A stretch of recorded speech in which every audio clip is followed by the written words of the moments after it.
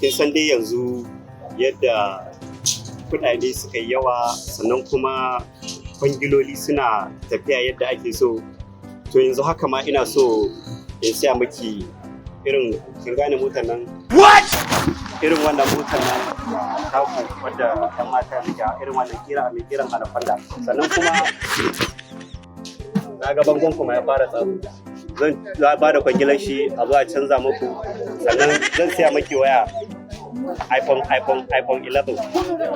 Sannan kuma ke abubuwan da ko kimance kawai.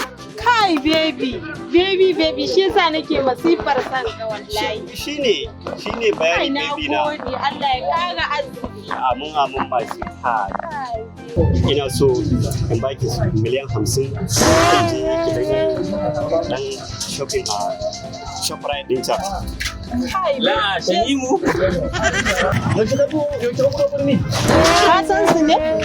Wannan ban san su ba amma ina tunanin almajiran nan ne da ke zuwa gidanmu. Dama nan ka gudo baba ya ce ka tsaya a noma da kai shine ka gudo daga kauye ka zo nan. Canji amma ku yi hakuri. To wallahi ya ce ko mudin gero ba zai baka ba bana.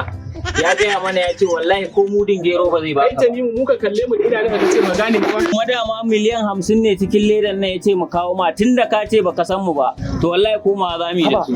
Miliyan 50? Eh. To dama ƙarya muke ba ka ce baka san mu ba. Ba ka ce baka san mu ba dama. Baby. Sana makarecin banza makarecin Baby. Sana na jin zaka iPhone. Baby. Sana makarecin.